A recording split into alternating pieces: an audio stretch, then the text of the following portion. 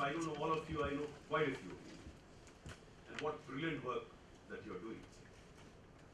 In the audience, I see Mr. Rohani sitting, who's changing, which was considered to be unchangeable, the Air India. I can see the change as I travel Air India. It's already visible there. In the audience, we have Mr. Tripathi, who heads the MSTC.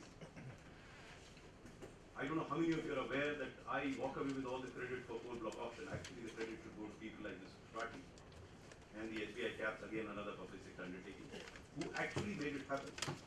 I really wonder if anyone from non-public sector would have been able to do that. For the simple reason I wouldn't have been able to assign them the task.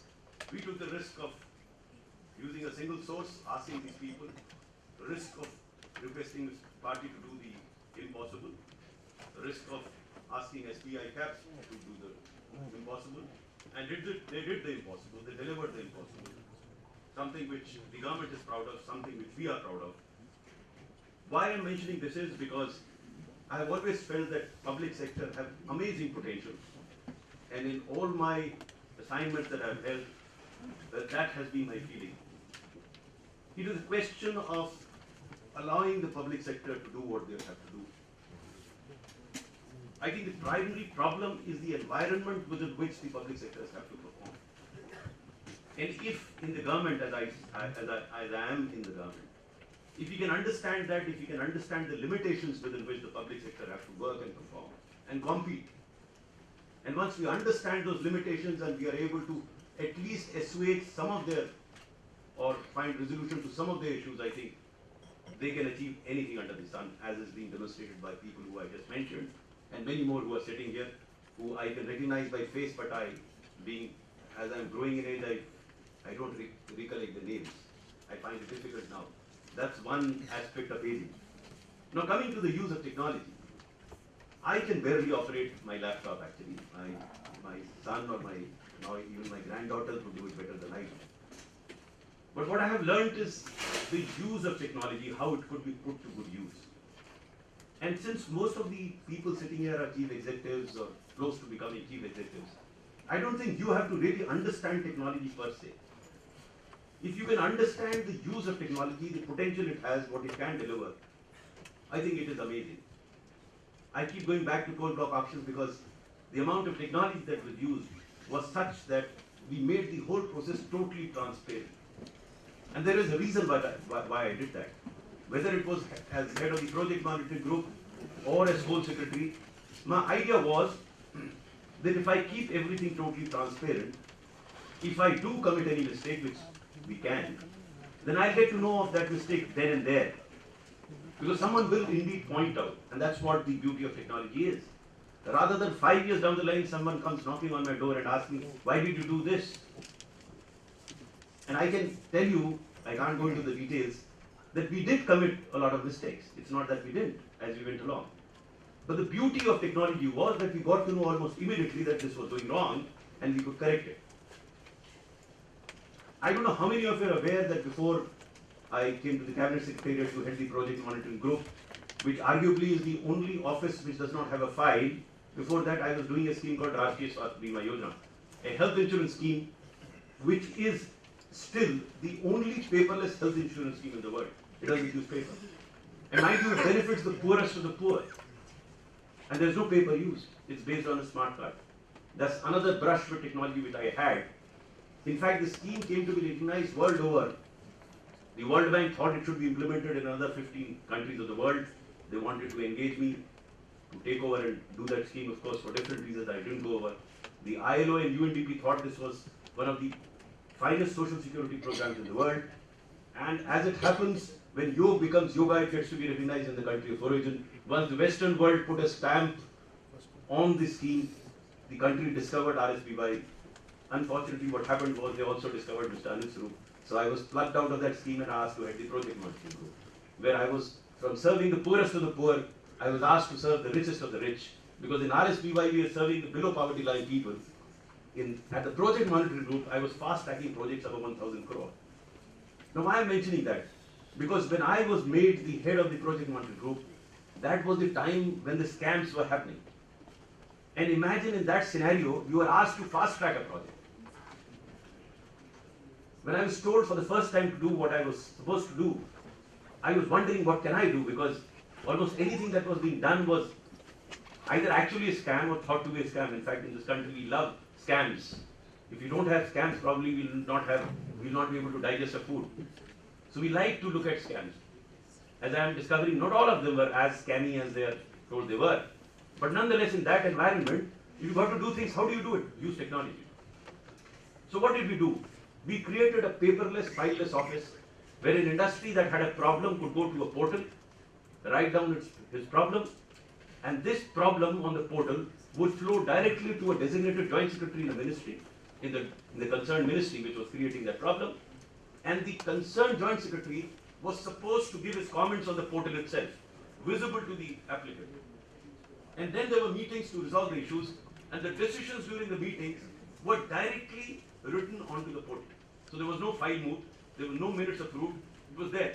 So we didn't have a file, we didn't have anything moving, but the projects were moving, and as the lady mentioned, in 15 months we could manage to clear projects more than 6 lakh crores. So people ask me, how did that happen? Again, it happened because no matter how inefficient you and I are, to the public we like to appear to be efficient. So once you use technology and expose everyone onto the portal, that so and so is sitting on the file for so much time, that guy will not sit on that file. We proved that. And I don't mind sharing with you that one of the cabinet ministers lost a job because she was sitting on files worth 58,000 crores. So that's the power of the technology. It's not deliberately exposing people. It is making us efficient. And that's what you can do. Again, going back to MSTC, they did coal block auction. And now they don't have even time to talk to anybody. They are engaged with A, B, C, D, everyone is engaging them to do what they did here. Nothing like that. That's how it is. They are using technology. Most of you would be using technology. I hope during the course of the day, you will share your experiences, learn from each other. It's not that technology is specific to a particular sector. Technology can be used in a variety of ways. You know it more than I do. We use it very simply. In fact, I have dispensed with most of the file movement in my ministry. How? If you look at your own office, you will see more than 50% of the papers are such where you are either seeking information or sending information. More than 50%. In my case, it was about 65 to 70%. So what do? We put every information on the portal and allow people to access that information. No movement, not a single file in Coal Ministry moves to either seek information or send information. So I get maximum 10 to 12 files a day, and that gives me the opportunity to come to these programs, spend time with you. Otherwise, I would have been doing those files. I hate files. And that's one way of getting rid of files. Put everything on the portal. You can then do much more. We just made a beginning here. Probably the usual regular files will also move through the soft systems. We can do that. And once that happens, I keep telling everybody, I carry my office and my telephone. So everything, I don't miss my office if I'm traveling, and I travel like mad. Almost every week I'm traveling to a state, talking to the chief secretary, the senior officers there, and I don't miss my office. When I come back, there's no pile of files waiting for me, because that's a dreadful thing. As you enter the office, you find those piles of files. You can actually dispense with them. Technology can actually revolutionize. The problem is that we are so hung up on our rules. And I was jokingly telling somebody when we were having a cup of tea that when British left this country, they took justice with them and left behind laws and outlaws. So we are so hung up on those laws and sometimes outlaws that we don't do our job. Ultimate bottom line of everything is making it happen on the ground. So don't violate a rule. Never do that. But get it changed. Who stops us from changing the rules? But we don't.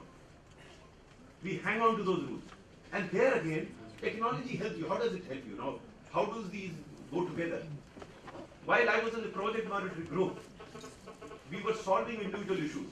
But what technology did was, and data did was, made us understand that a large number of things were getting stuck at a particular stage of a process.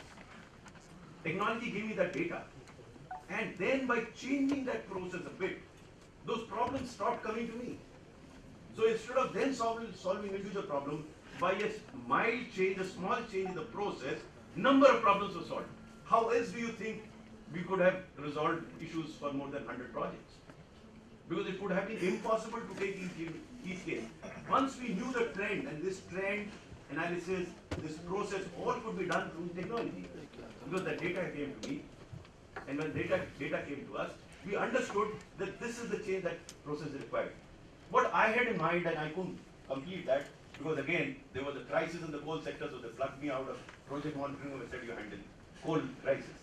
But what I had in mind was, and this might interest some of you, to set a project going comprehensively require 180 sets of clearances. It is not that every project requires 180. Some project may require less, some project may require 80, 90, 10, 20, whatever the case is. But these are comprehensive set of clearances required both center and state. What I had in mind, and I hope it still happens, that each process should be digitized so that no entrepreneur has to go to any office to apply for any clearance. And not only that, you should be able to track each clearance on the basis of intermediate timelines to understand on which table the file is sitting for clearance. Once that happens, I can assure you, it will be much faster and things will happen. So once again, I compliment Adhikari brothers, I compliment governors now for creating this opportunity, for giving me this opportunity to have a chat with you.